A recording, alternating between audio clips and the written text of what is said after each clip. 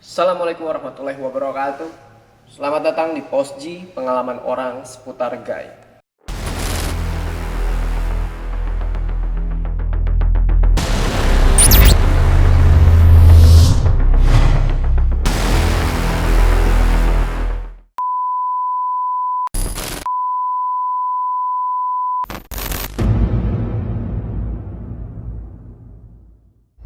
Masih bersama Ki Pranaleng.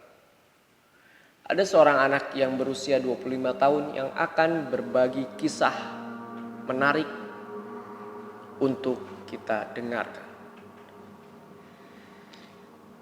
Selamat petang Ki Prana. Semoga kita tetap sehat selalu dan tetap dalam lindungan Allah Subhanahu wa taala. Amin, amin, amin ya robbal alamin. Salam kenal Ki, nama saya Ahmad Waldan Islami, umur 25 tahun, dari Pamekasan, Madura. Derma kabar. Bener nggak gengs? Jadi lucu gue. Derma kabar. Tretan muslim. Mungkin cerita ini agak sedikit panjang. Jadi begini.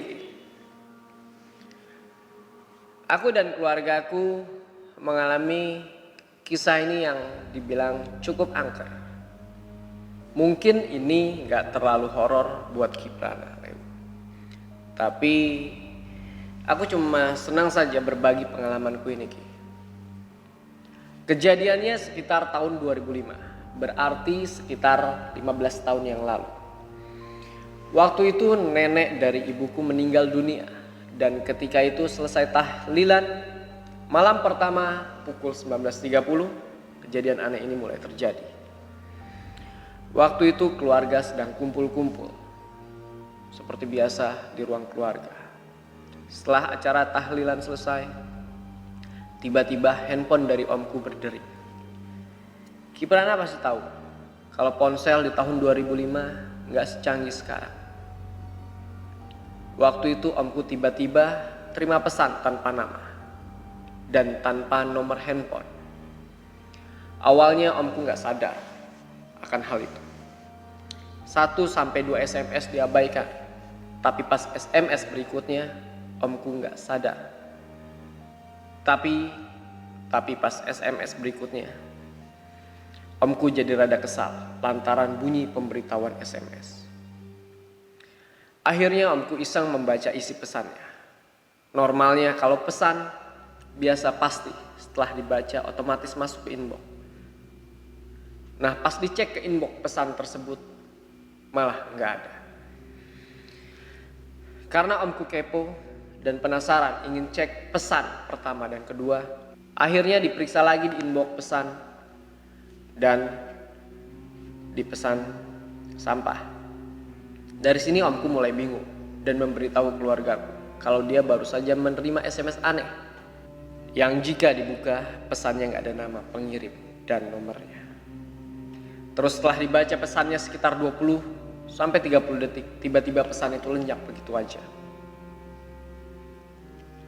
Lantas semua keluargaku panik, soalnya ini beneran pertama kali terjadi di keluargaku. Terus bapakku coba-coba berbicara dengan nada tinggi sambil pegang handphone tersebut.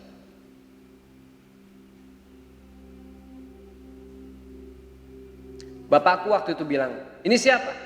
Ini jin atau setan? Tolong jangan main-main sama keluarga saya." Gak lama kemudian muncul SMS lagi yang isinya, "Saya bukan jin atau setan. Dan tolong jangan samakan saya dengan jin atau setan." Waktu itu isi pesannya sambil ditulis di buku kecil. Soalnya kalau gak dicatat bakalan lenyap kembali. Sayangnya bukunya juga hilang. Gara-gara kejadian banjir yang pernah menimpa kampungku. Sekeluarga panik. Jadi semua barang amburadul kemana-mana. Dan tidak sampai di situ. Hari kedua, ketiga dan seterusnya, pesan gaib itu tetap muncul. Walaupun kadang munculnya pagi, kadang siang atau menjelang malam. Isi pesannya pun nyambung sama topik yang waktu itu keluargaku perbincangkan. Jadi seperti berkomunikasi. Waktu itu saudara laki-lakiku ngobrol bareng ibu soal tempat tidur.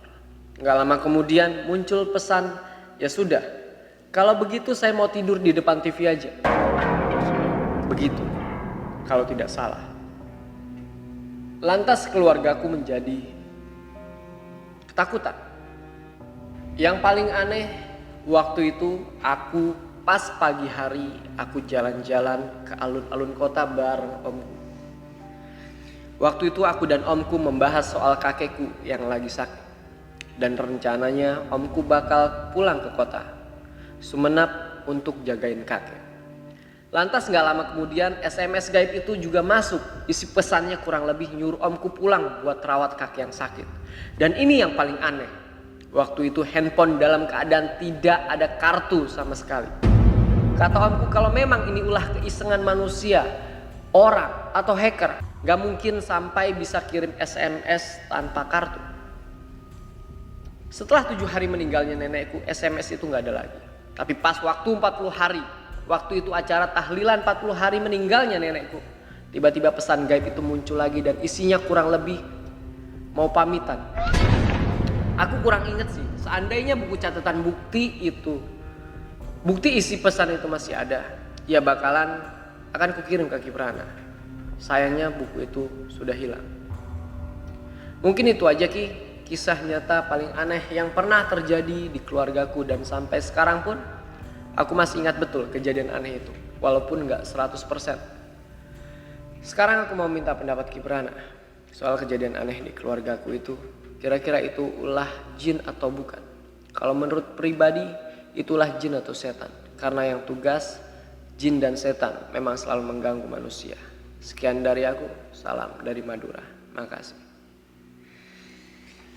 Sebuah kisah menarik tentang kejadian yang ada di seputaran daerah Sumenep, Madura.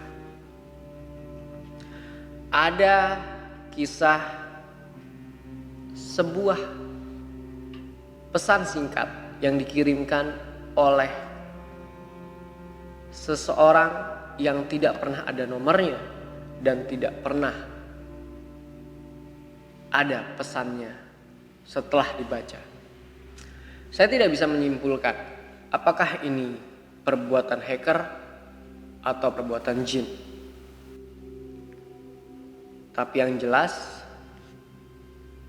teknologi pada saat itu masih belum terlalu canggih seperti sekarang.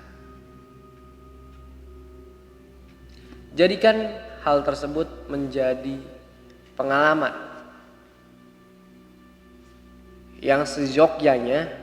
Pengalaman tersebut adalah guru yang paling berharga untuk mendekatkan diri kita kepada Tuhan yang Maha Esa.